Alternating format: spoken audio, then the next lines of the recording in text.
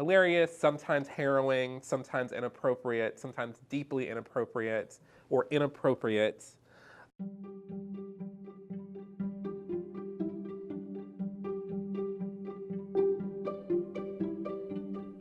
A Strange Loop is about a black gay man who's writing a musical about a black gay man who's writing a musical about a black gay man who's writing a musical about a black gay man who is trying to change himself. And I sometimes call it a portrait of the portrait of the portrait of the portrait of the black gay artist as a young man.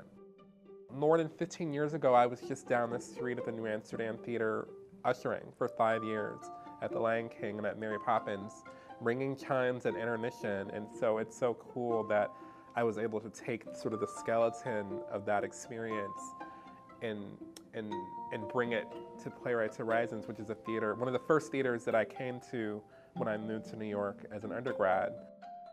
Not only am I a writer of theater, I'm also a consumer of it.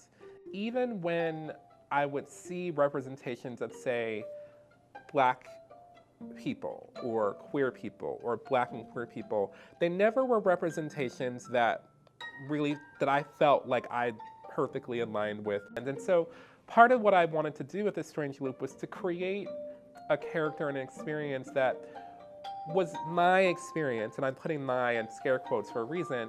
I wanted to show the not as glamorous parts of being a black queer person in the world in a non-traumatic way, but truthful.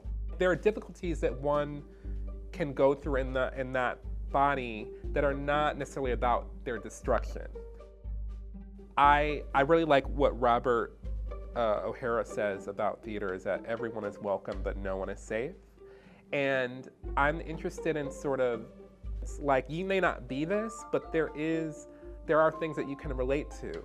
And this is a test of your empathy, which I think is what theater should be in the first place.